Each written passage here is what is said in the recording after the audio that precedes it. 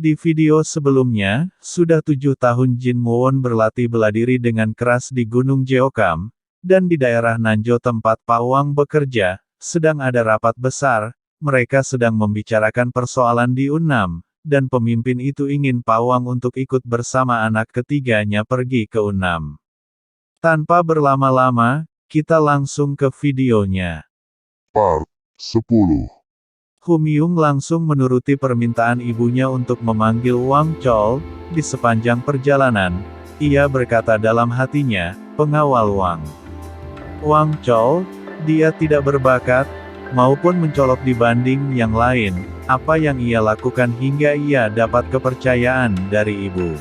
Setibanya di tempat latihan, Humyung melihat Wang Chol sedang melatih anak kecil, lantas Humyung mendekatinya, dan ia memanggil namanya, sontak Pak Wang pun langsung menolehnya, lalu Humyung mengutarakan perintah ibunya, agar Pak Wang segera menghadap.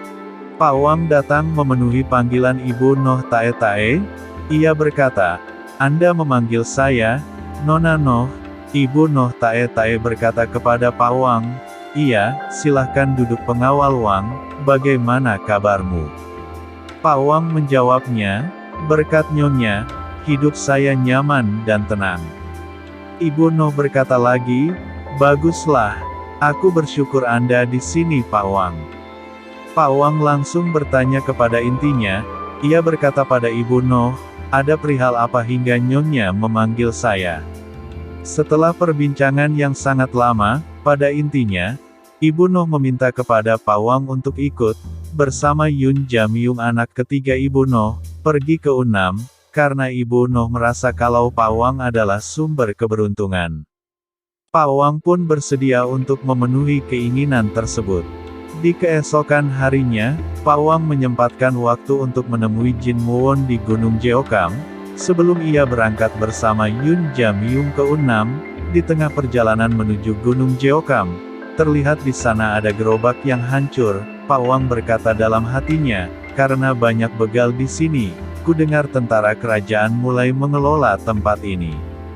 Anehnya, berkali-kali aku lewat, tak pernah kutemui sekalipun. Aku pasti sangat beruntung, tak heran Nyonya Noh mengirimku bersama putra ketiganya. Beralih ke tempat lain, di sana terlihat sosok laki-laki berbadan kekar, sedang membawa kayu bakar. Pria itu salah seorang pandai besi, terlihat di sana banyak potongan pedang yang gagal. Pria itu mendengar di luar sana ada orang memanggil, ia tersenyum mendengar suara yang memanggil itu, lantas pria itu langsung keluar untuk menemuinya, dan ternyata yang memanggil itu adalah Pak Wang. Melihat pria itu membuka pintu, Pak Wang berkata dalam hatinya, sudah 7 tahun Anda di sini, Tuan Muda, belum setahun, ia sudah seperti orang yang berbeda, melihatmu yang sekarang, mati hari ini pun, aku tak punya penyesalan. Pria itu tidak lain dan tidak bukan, adalah Jin Muwon, ia terlihat sangat gagah. Lalu keduanya berbincang saling sapa, hingga akhirnya Jin Muwon menyuruh Pak Wang untuk masuk ke dalam, untuk melanjutkan obrolannya. Singkat cerita mereka sudah di dalam ruangan, Pak Wang menyanjung Jin Muwon, ia berkata kepadanya, Anda berbeda dari waktu lalu, Tuan Muda. Jin Muwon pun merendah, sambil tertawa ia berkata, haha, aku masih banyak kekurangan. Aku perlu berlatih lebih keras lagi, Pak Wang, ucap Jin Muwon. Pak Wang pun terus memuji kepada Jin Muwon, ia berkata, Anda sungguh hebat Tuan Muda, lalu ia berkata dalam hatinya, benar kata pepatah.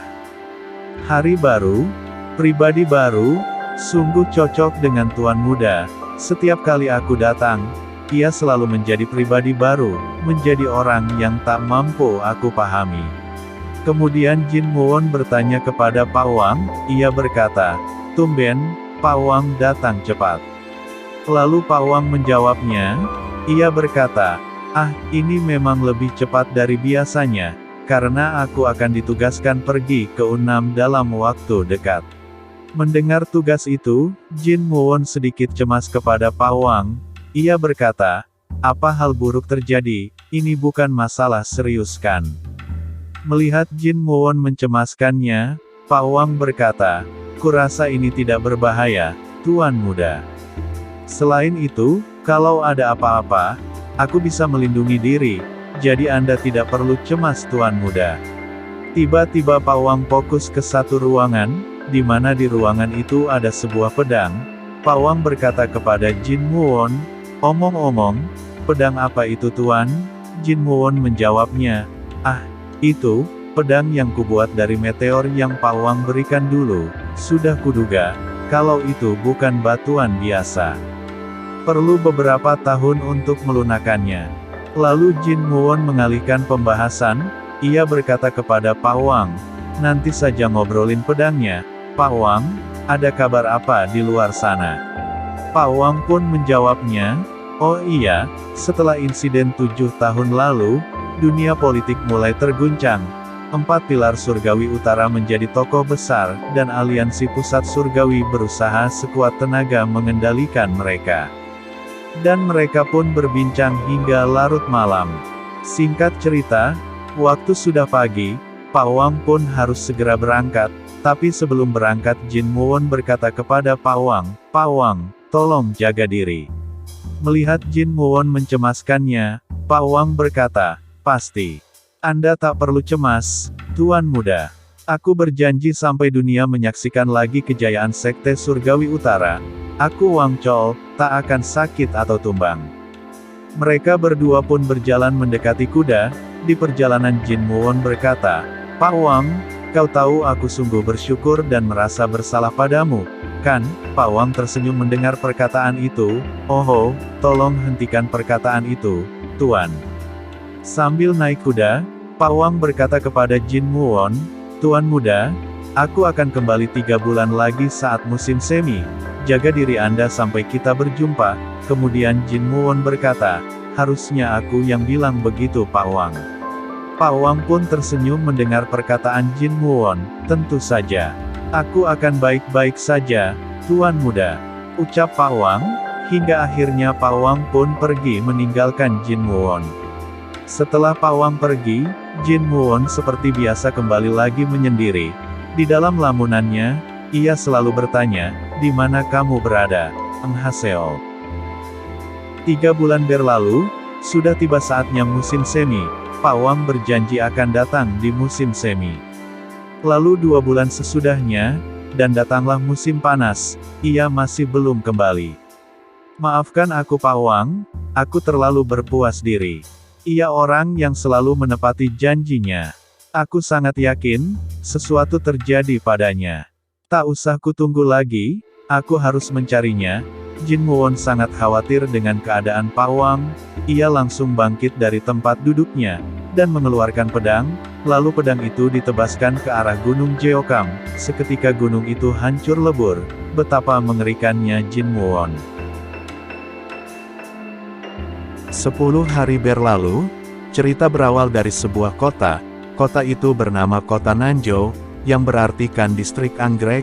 Di kota itu terlihat ada satu penginapan, dan di dalamnya ada seorang pelayan yang sedang tidur. Tiba-tiba ada orang misterius masuk ke penginapan tersebut. Sontak sang pelayan pun bangun dan memberi salam kepada orang misterius itu.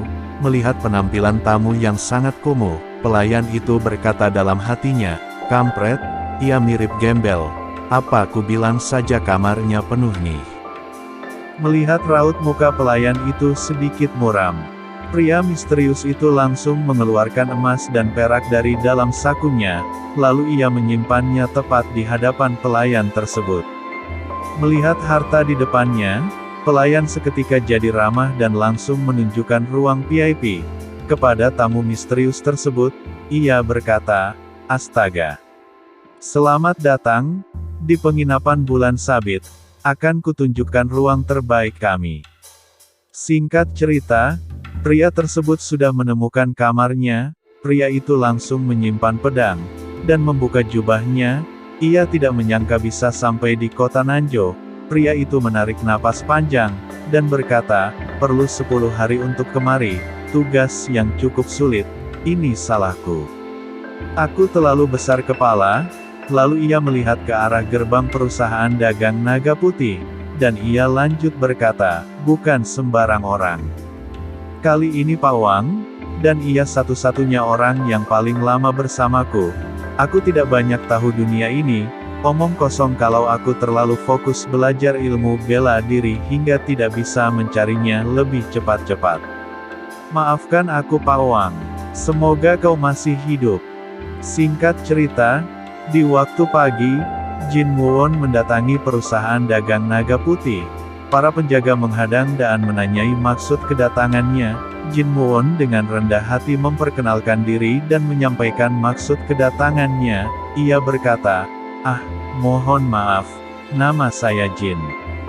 Saya mencari bocah bernama Goak Munjung. Pengawal keheranan ia bertanya lagi, maksudmu Munjung si pengawal? Bagaimana kau kenal dia? Jin Muon menjawabnya, saya tak kenal secara langsung, tapi paman bilang ia dekat dengannya. Pamanku adalah Wang Chol, dan ia pengawal di sini. Setelah tahu Jin Muon adalah keponakannya, pengawal itu menjadi ramah. Ia berkata, oh, kau keponakan Pak Wang? Aku banyak mendengar tentangmu. Tapi seketika wajahnya jadi murung ketika ia memberitahukan tentang Pak Wang yang sudah 6 bulan tidak ada kabar. Kemudian Jin Muon dipersilahkan masuk ke dalam istana naga putih. Pengawal itu menceritakan semua tentang Goak Munjung kepada Jin Muon. Ia berkata kepada Jin Muon, Pak Wang merawat Munjung dengan baik, tetapi karena Munjung tak berbakat dengan pedang, akhir-akhir ini ia bekerja serabutan. Singkat cerita, mereka tiba di tempat latihan. Jin Muon disuruh menunggu di belakang, sementara sang penjaga mendatangi kapten pengawal, dan ia membisikkan di telinga kapten pengawal, bahwasanya di belakang ada keponakan Wang Chol yang ingin bertemu dengan Goak Munjung. Tidak berselang lama, kapten pengawal mendatangi Jin Muon. Mereka saling memperkenalkan diri satu sama lain, sementara penjaga berpamitan untuk kembali lagi bertugas. Kapten pengawal Gong Jin Sung bertanya kepada Jin Muon, kau mencari Munjung? Ia akan kembali sebentar lagi. Kalau begitu, apa kau datang untuk mencari tahu di mana pengawal Wang? Jin Muon menjawabnya, betul sekali, apa mungkin Anda tahu? Lalu kapten pengawal menjelaskan kronologi masalahnya.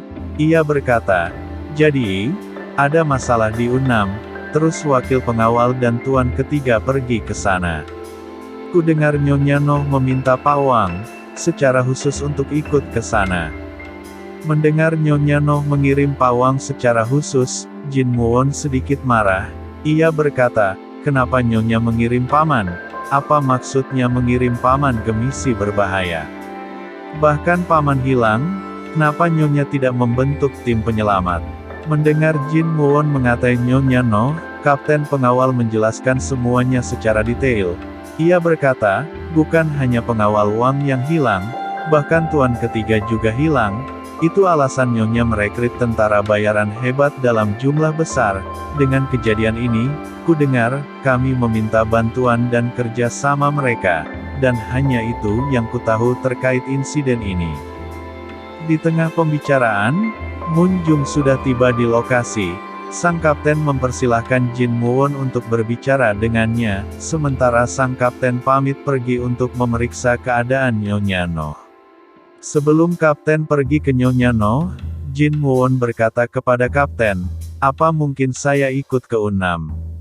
Aku akan bekerja apapun, asalkan bisa ke U6. Melihat fisik Jin Muon, sang kapten berkata, sepertinya kau bisa memakai pedang, akan ku sampaikan dulu kepada Nyonya Noh. Lalu ia berkata dalam hatinya, aku yakin kau bisa melindungi diri. Hingga akhirnya sang kapten pun berangkat menemui Nyonya Noh. Di sisi lain, Jin Muon memperhatikan Goak Munjung, sementara Goak Munjung pun memperkenalkan dirinya, dan ia berkata kepada Jin Muon, Anda membutuhkan saya.